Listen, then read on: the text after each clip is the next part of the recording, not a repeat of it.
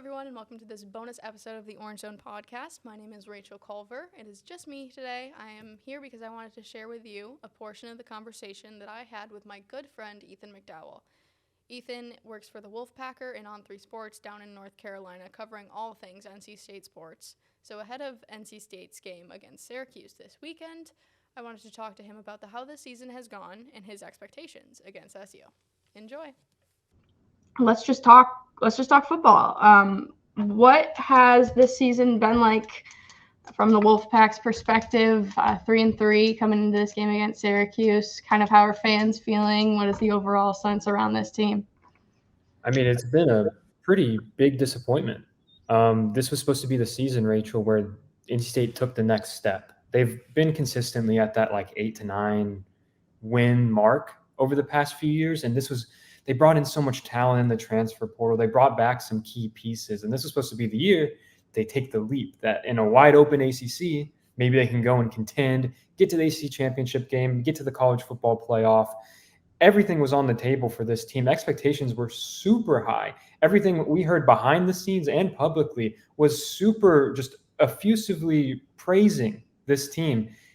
And the expectations just have not matched the product on the field so far. It's been the defense has not been at the level that NC State is accustomed to over the past couple of years. And the offense it's been tough to establish any sort of rhythm because you lose Grayson McCall a few games into the year. He comes back for one series and then leaves with another really scary injury.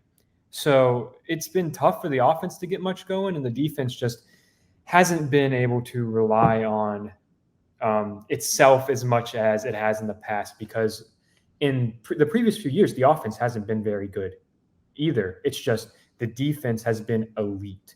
This year, the defense is not elite.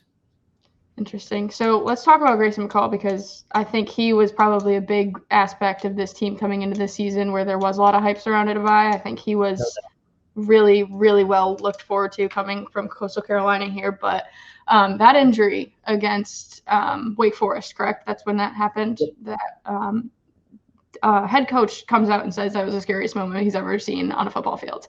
Can you talk about just his current status, what's currently going on with him, and how fans are feeling there?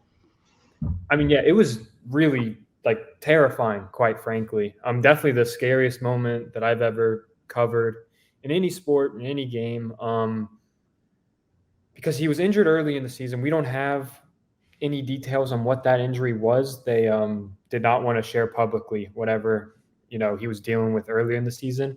Right now he is in concussion protocol, and he has a concussion.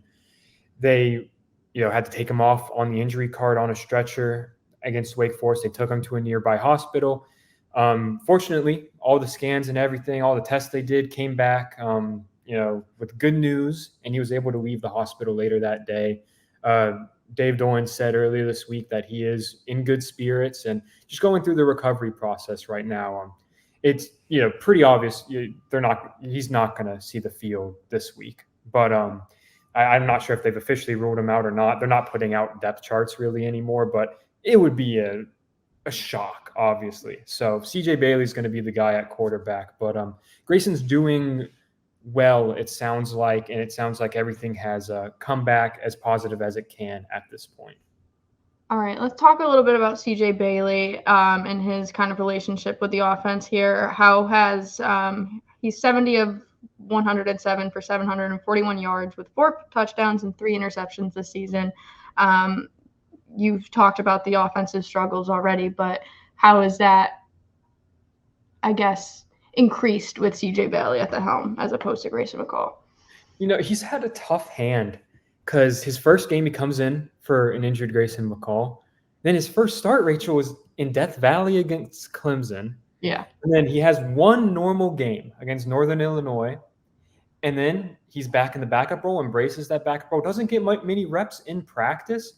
And then he has to come in for an injured Grayson McCall again. So he's dealt with a ton of adversity as a freshman.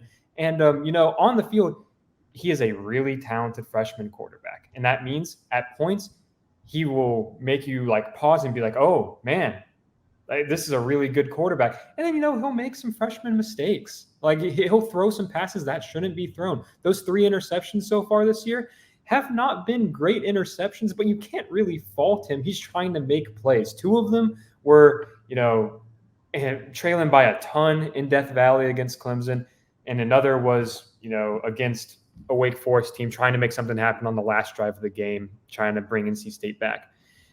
Dave Doran has emphasized it. Like he did not lose that game against Wake Forest.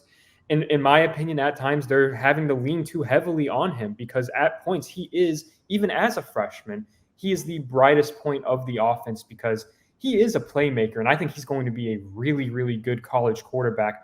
We're just having to see him grow up in a very public eye instead of seeing the progressions he would be making in practice like was originally expected this season. Mm-hmm. And can you talk a little bit about the O-line that he's behind there in the pocket? What's the strengths and weaknesses that you've seen from them?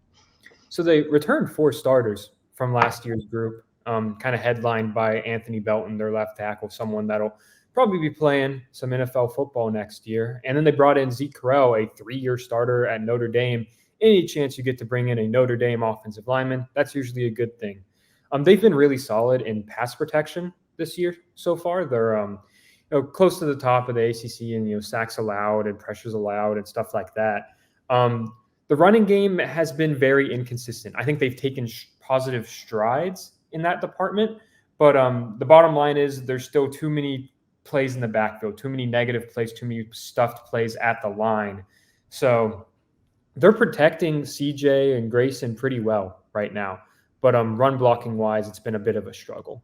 Yeah, and Kendrick Raphael, I believe is the pronunciation there, one of their leading rusher, correct? And he has 42 carries for 251 yards and 3 touchdowns on the season.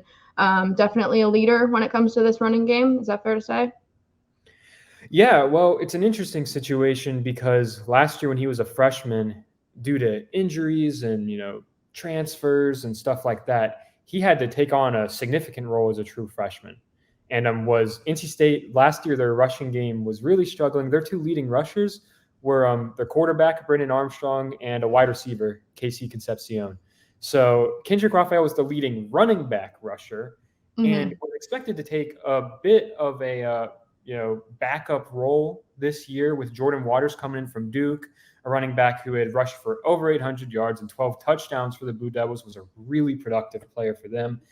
And things just haven't really worked out so far for Jordan at NC State. He's kind of struggled to establish much of a rhythm. He does lead NC State in carries with 62 and a couple of touchdowns, but he's averaging 4 yards a carry, and Kendrick has been better this season. He leads NC State in missed tackles forced this year, leads the entire team in that, and of course leads the program in rushing, yards per carry, and rushing touchdowns. He's a really elusive back who has really bulked up since his freshman year. He's running through tackles a lot better now. He loves to hurdle defenders. That's something to watch out for Saturday. He loves to try to jump over guys, so keep an eye on that. But he has been the bright spot in an otherwise pretty subpar rushing attack. Definitely interesting. Definitely something Syracuse fans are going to want to look out for him because Syracuse has had no shortage of missed tackles this season. I can guarantee you that. But kind of continuing along with this offense, tight end Justin Joly, leading receiver. What's been the takeaway from him so far this season? He's been awesome. My expectations were really high for him because offensive coordinator Robert Anae, who of course came to NC State from Syracuse and was at UVA previously as well, worked with Aronde Gadsden. Is that how you pronounce his name as well? Engineered his breakout year. Had an all-ACC tight end at UVA. So once they got Justin Joly in the building, I was like, all right, well, this is his chance to do the similar thing. And that's happened so far. Even with the inconsistent passing game, Justin has been really, really good. He has 20 catches for 313 yards so far this year. He is their leading receiver and really their best downfield threat, their best yards after catch threat right now. He's doing everything. He is, in the same way Gadsden is a mismatch nightmare, Joly is the exact same way where they're going to line him up in line. They're going to line him up in the slot, and they're going to get him the ball in a lot of different ways. And just let him make plays because he is right now the best playmaker on this offense. Yeah, it's interesting. We had a conversation on the Orange Zone previously this week, kind of almost foiling the two against each other, Aronde and Justin Jolie. So that'll be interesting to kind of see that play out over the course of 4 quarters on Saturday. And you mentioned him briefly before, but Kevin Casey Concepcion, is that Concepcion, correct? Yeah. Concepcion. And he kind of took the ACC by storm last year. He really had like a really breakout year. And what have you seen from the first 6 games so far this season? Yeah, it hasn't been the same as last year because teams are structuring their game plan around stopping KC. Mm-hmm. And what they've basically done is they've taken away the easy buttons, right? Last year, he had a lot of success on like jet sweeps, pop passes, screens. Teams are selling out to stop those right now. They're trying to make NC State get him open downfield. And while he has been getting open, and there have been multiple shot plays where NC State has had him in a ton of space, they can't get the ball to him. So right now, it's been a struggle. He leads the team in targets by far, but he's only averaging 7.2 yards per catch right now because they're still trying to feed him screens and feed him pop passes, but that's not working right now.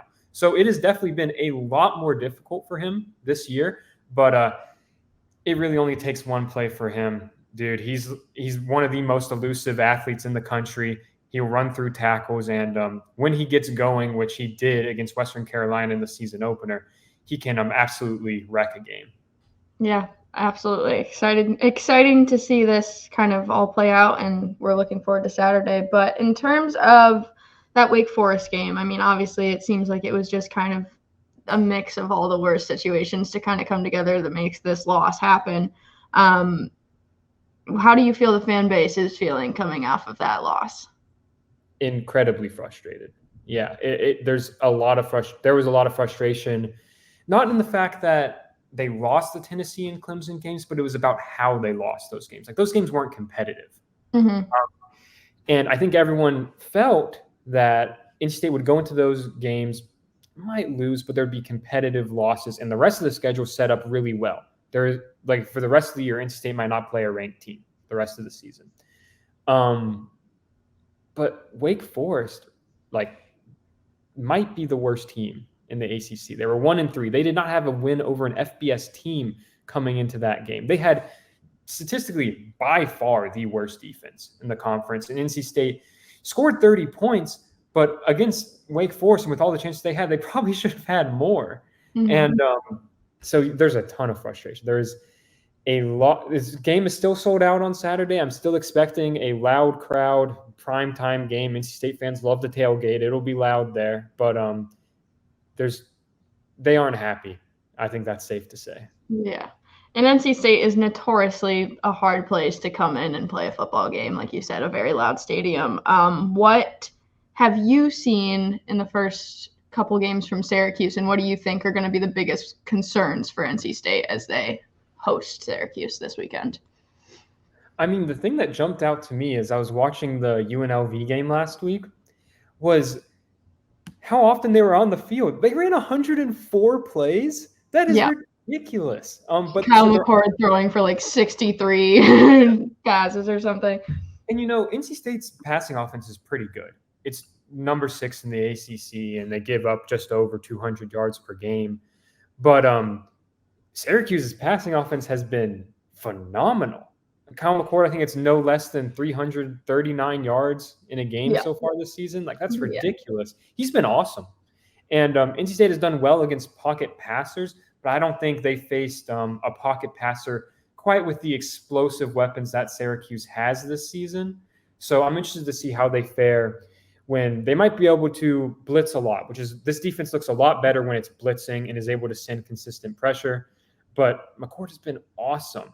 He's off to a great start, and Gadsden had 140 yards against NC State 2 years ago. I think it's going to be a strength-on-strength game in terms of NC State's passing defense versus Syracuse's passing offense. But I think Syracuse's strengths might be a little bit better than NC State's. So, and then offensively, it's literally just I didn't come away blown away by Syracuse's defense, really, in general, but fair to say. But I don't know if NC State can take advantage of that, because I was certainly not impressed by Wake Forest defense, and they were not able to consistently take advantage of Wake Forest deficiencies either. So I think it's more of a concern of can NC State's offense keep the defense off the field enough to keep it from getting worn down because Syracuse is going to score in this game?